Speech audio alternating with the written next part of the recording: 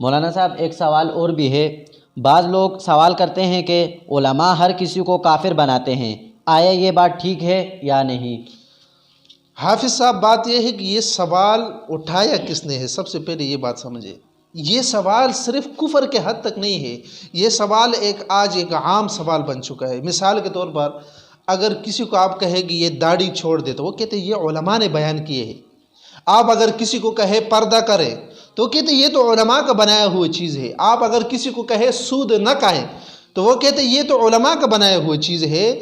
یہ ایک ایسا ذہن باہر ممالک نے ہمارے مسلمانوں کے دلوں میں ڈال دیے ہے، ذہنوں میں ڈال دیے ہے، تاکہ لوگ دین اسلام سے اور جو علماء دین کے چوکیدار اور محافظ ہے اس سے ان کے دل بھر کر اور وہ اپنی طرف ان کو بڑے زبردستی کے ساتھ اور بڑے اچھے طریقے کے ساتھ اس کو اپنی طرف کھینچ لے۔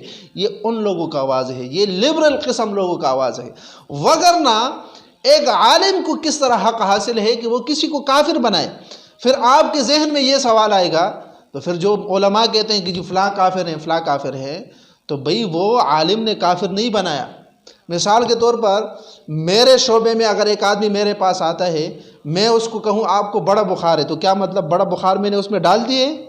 نہیں بھئی، میں نے اس کو بتا دیا کہ آپ کے اندر یہ بیماری ہے، میں نے اس کے اندر بڑا بخار نہیں ڈالا ہے۔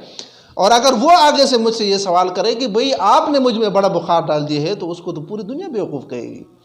علماء جس آدمی کو کافر کہتے ہیں تو عالم اس کو کافر نہیں بناتا، بلکہ اس کو بتاتے ہیں کہ جو کام آپ کے ہیں وہ کفر کے ہیں۔ وگرنہ کسی مولوی کو یہ حق قدر حاصل ہے کہ وہ کسی کو اندر کفر ڈال لے، یہ تو کوئی ناسمجھی کی بات ہے۔